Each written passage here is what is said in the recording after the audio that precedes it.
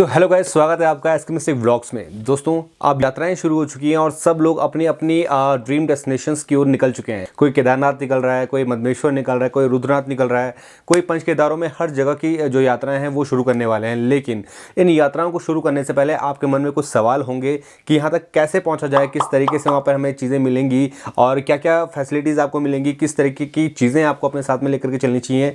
ये बहुत बड़ा सवाल हमारे मन में आता है। तो उन्हीं में से सबसे जो टफेस्ट केदार है, क्योंकि आप केदारनाथ में भी जाते हो तो आपको वहाँ पे फैसिलिटीज़ बहुत ज़्यादा मिल जाती हैं।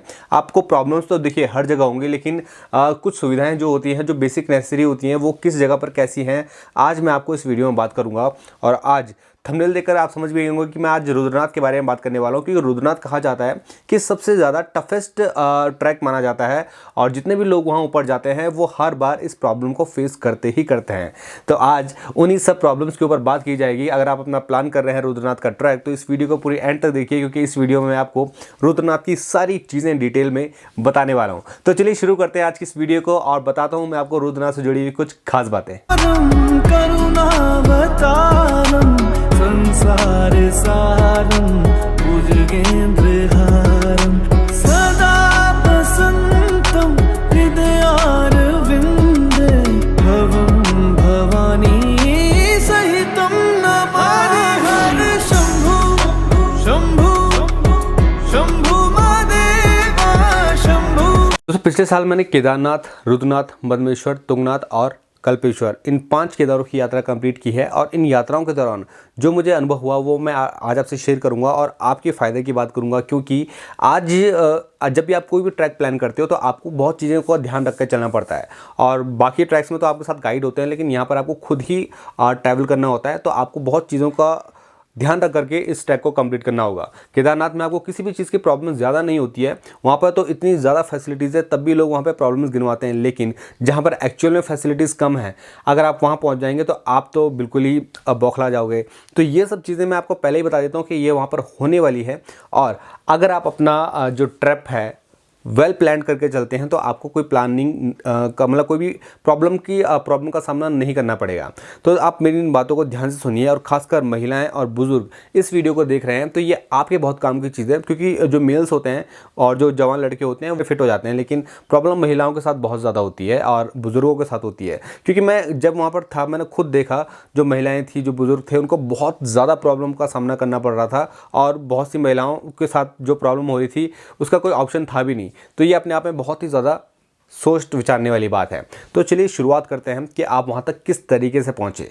सबसे पहले दोस्तों, अगर आप अपनी प्राइवेट व्हीकल से हैं तो आपको जो रूट चूज़ करना है, सबसे पहले ऋषिकेश आपको आना है, वहाँ से श्रीनगर, श्रीनगर के बाद रुद्रप्रयाग, रुद्रप्रयाग के बाद गोपेश्वर, गोपेश्वर के बाद सगरगांव, सगरगांव का लास्ट डेस्टिनेशन है। यहाँ तक आपको 4 बजे तक पहुँचना पड़ेगा, क्योंकि रूम्स जो होते हैं ना बहुत जल्दी भर जाते हैं। तो जितनी जल्दी आप वहाँ पर पहुँचोगे उतनी जल्दी आपको रूम्स मिलेंगे, और जितनी जल्दी रूम्स मिलेंगे आप अपना आप वहाँ पर रेस्ट करने के लिए कंफर्टेबल रहोगे।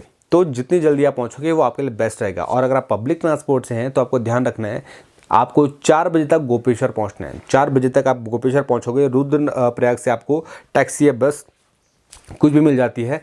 उसके बाद आप पहुंचोगे सगरगांव। अगर आप जल्दी से जल्दी गोपेश्वर पहुंच गए तो आपको सगरगांव पहुंचने में कोई ज़्यादा प्रॉब्लम नहीं होगी, क्योंकि वहां पे ट्रांसपोर्ट की सुविधा तब तक रहती है 4 बजे तक।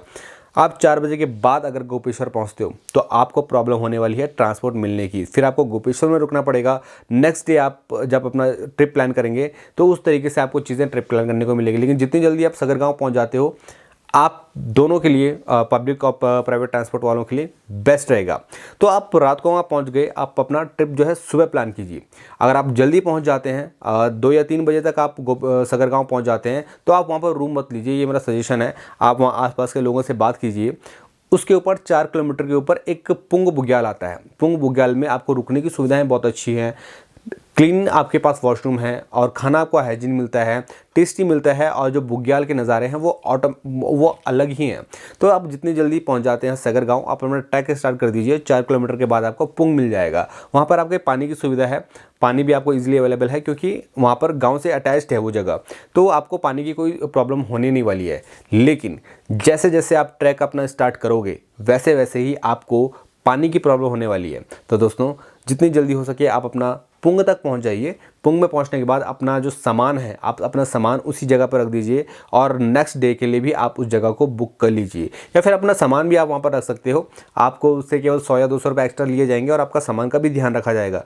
तो आप जितना हल्का सामान लेकर के ट्रैक करते हैं, चढ़ाई करते हैं, वो आपके लिए ही बहुत ज़्यादा अच्छा होता है। लेकिन इन सब के बीच में आपको 4 चीज़ों का ध्यान रखना बहुत ज़्यादा ज़रूरी है।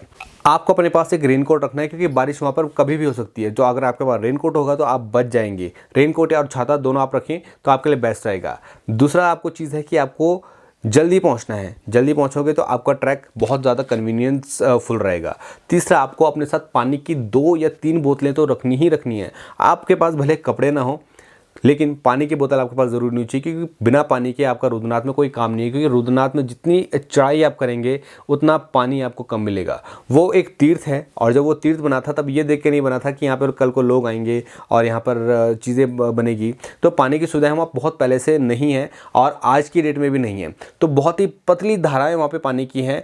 100 लोगों के पास एक पतली सी धारा बहुत ज़्यादा मुश्किल का काम होता है। तो अगर आप 2 या 3 लोग अपने साथ जा रहे हैं तो 2 या 3 बोतलें अपने साथ लेकर के चलिए, ये आपके लिए बेस्ट रहेगा। क्योंकि आप जब रुद्रनाथ की चढ़ाई करना स्टार्ट करते हैं ना, तो आपको केवल 4 स्टॉप मिलते हैं। पहला आपका पुंग बुग्याल है, उसके ऊपर आपका एक और बुग्याल आता है। तीसरा आपका आता है लुइटी बुग्याल, उसके बाद आपका आता है पन्यार बुग्याल। ये 4 बुग्याल हैं जो कि 5-5 किलोमीटर के डिस्टेंस में है। और जब आप पहुंचेंगे वहाँ पर तो पन्यार बुग्याल आपका लास्ट डेस्टिनेशन है। पन्यार बुग्याल तक पहुँचने के बाद आपका समय देखना है। अगर आप 3 बजे तक पन्यार बुग्याल पहुंचते हैं तो आप पन्यार में रुक जाइए। आप अगर 2 बजे तक पन्यार में पहुंचते हैं तो आप पन्यार में रुक जाइए। क्योंकि पन्यार के बाद आपको 10 किलोमीटर तक आपको कुछ नहीं मिलेगा। पानी की केवल एक धारा मिलेगी, और उस धारा तक पहुंचने के लिए आपको कम से कम 10 किलोमीटर का सफ़र तय करना पड़ता है। तो दोस्तों ध्यान रखिए, पानी बहुत ज़्यादा इंपॉर्टेंट है रुद्रनाथ के ट्रैक में, क्योंकि पानी के बिना तो वैसे भी कुछ पॉसिबल नहीं हो पाएगा। तो दोस्तों आपको ध्यान रखना है कि आप कभी भी अपनी ट्रैक स्टार्ट करें तो पन्यार तक आप जाने के बाद रुक जाइए, या फिर आप जितना आपकी चलने की कैपेसिटी है, चलने की कैपेसिटी आपकी सही है तो आप जल्दी जल्दी पहुँचिए, नहीं है तो आप पन्यार, लुइटी कहीं पर भी रुक सकते हैं। और यहाँ पर भी पानी की कमी है, ये मैं आपको बता दूं। तो पानी आपके साथ रहेगा तो ये आपके साथ बहुत ही ज़्यादा अच्छी बात रहेगी। लेकिन दोस्तों बात आती है यहाँ पर रुद्रनाथ की, कि रुद्रनाथ में पहुँचने के बाद आपको क्या प्रॉब्लम मिलेगी। तो दोस्तों रुद्रनाथ में जब आप पहुँचते हो तो रुद्रनाथ में सबसे बड़ी जो प्रॉब्लम है वो दोस्तों है वॉशरूम की। वहाँ पर वॉशरूम अवेलेबल नहीं है, और जो है वो गंदे ख़राब हैं, क्योंकि वहाँ पर पानी की सुविधा तो है नहीं। तो जितनी ज़्यादा लोग वहाँ पर आते हैं उतना ज़्यादा पानी की नीड वहाँ पर होती है, कंजप्शन वहाँ पर ज़्यादा होता है। और इस वजह से वहाँ पर क्या होता है कि पानी में जो वॉशरूम में जो पानी जाता है वो ख़त्म हो जाता है। और जिसको जाना हो, इसलिए इस चक्कर जब हम पिछली बार गए थे तो सारे वॉशरूम के दरवाजे बंद थे। लेकिन जो मेल्स थे वो तो अपना जुगाड़ कहीं बाहर देख रहे थे, लेकिन जो फीमेल और बुजुर्ग थे उनको बहुत ज़्यादा प्रॉब्लम आ रही थी। तो ऐसे में क्या होता है कि जो जगह होती है वो भी ख़राब होती है, और ऐसे एरिया में ये सब चीज़ें करना सही भी नहीं होता है। तो आप अपना ध्यान रखिए कि अगर आप जितनी जल्दी रुद्रनाथ पहुँच के दर्शन करके वापस आ सकते हैं, ये आपके लिए बेस्ट रहेगा। अगर आप सोच रहे हैं कि रुद्रनाथ में जाकर हम वहाँ पर रूम ले लेंगे, तो वहाँ पर रूम की भी बहुत ज़्यादा प्रॉब्लम है। वहाँ पर 50 लोगों के ऊपर 3 रूम है, और वहाँ पर 150-200 लोग भी पहुँच जाते हैं। तब आपको जो गाय का अस्तबल है, घोड़े का अस्तबल है, ऐसी जगहों में गद्दे बिछा करके सोना पड़ता है। तो ये अपने में बहुत बड़ी प्रॉब्लम की बात है। यहाँ पर जो मेल्स होते हैं वो अपने आप को एडजस्ट कर लेते हैं, लेकिन फीमेल्स के बहुत ज़्यादा प्रॉब्लम आती है। पहला तो स्टे रुकने के लिए कोई सुविधा नहीं है। दूसरा आपको पानी की प्रॉब्लम वहाँ पे हो जाएगी, वॉशरूम की प्रॉब्लम हो जाएगी। आप फिर ऐसे में आप दर्शन भी अच्छे से नहीं कर पाओगे। तो आप अपना इस फोकस करके जाइए कि अगर आप 1 बजे तक रुद्रनाथ पहुंच जाते हैं तो आप वहां से दर्शन करके तुरंत वापस वहां पर आ जाइए, और अपने जो बुग्याल्स नीचे हैं वहां पर आप जाकर स्टे कर लीजिए, क्योंकि ये आपके कन्वीनियंस थोड़ा सा आपको हो जाएगा। पानी आपको कमी सब जगह मिलेगी, लेकिन ये है कि आपको एटलीस्ट जहाँ पर आप रुक रहे हैं वो आपके लिए पानी का अरेंजमेंट करके रखेंगे, किसी भी तरीके से करके रखेंगे। लेकिन रुद्रनाथ में आपको कोई भी इस तरीके की चीज़ें नहीं मिलेगी। तो आप ध्यान रखिए अपना, और रुद्रनाथ में जा करके दर्शन करके जितनी जल्दी आप वापस आ सकते हैं उतना जल्दी आपके लिए बेस्ट होगा। और बात करें अगर सुंदरता की, तो सुंदरता तो खैर रुद्रनाथ में ऑलरेडी है ही, और वहाँ जाकर के आप अपनी सारी दुख तकलीफ़ें सब भूल जाते हो जब बाबा रुद्रनाथ के दर्शन आपको होते हैं। लेकिन उस दर्शन के साथ साथ आपका अंदर से मन और पेट दोनों साफ़ होना चाहिए, तभी जाके आपको दर्शन का जो अनुभव है वो हो पाएगा। अदरवाइज़ आपका पेट सही नहीं है, आपका मन उसकी वजह से ख़राब हो जाता है, तो दर्शन में आपका बिल्कुल भी मन नहीं लगेगा और जो भी चीज़ें आसपास की जो एक्सप्लोर करने लायक हैं वो भी आप एक्सप्लोर नहीं कर पाओगे।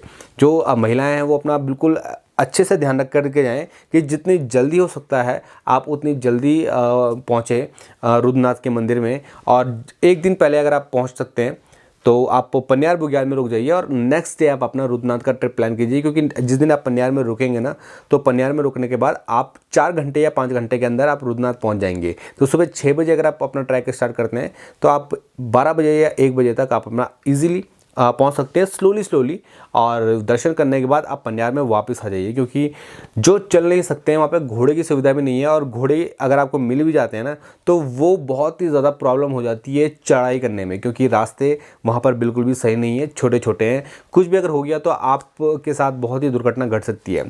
तो पैदल ही आपको चलना है, ये आप ध्यान में रखिए, और रास्ते बहुत ही छोटे संकीर्ण हैं, इस चीज़ का आप ध्यान रखिए। तो जितना ज़्यादा रुक के आप चल सकते हैं और जितना स्टे करके आप चल सकते हैं उतना ज़्यादा आपका मन और आपका जो पेट है वो साफ़ रहेगा, तब आप बाबा के दर्शन ईजिली कर पाएंगे। जानकारी अच्छी लगी है तो वीडियो को शेयर कर दीजिए। और यूं ही मैं भारत के जितने भी शिव मंदिर हैं उनको एक्सप्लोर करने निकला हूं, और आप उन तक पहुंचना चाहते हैं तो आप इस चैनल को सब्सक्राइब कर सकते हैं, वीडियो को लाइक कर सकते हैं और कमेंट करके बता सकते हैं कि आपको वीडियो कैसी लगी और आने वाले समय में आप किस तरीके की जानकारी इस चैनल के माध्यम से जानना चाहते हैं। तब तक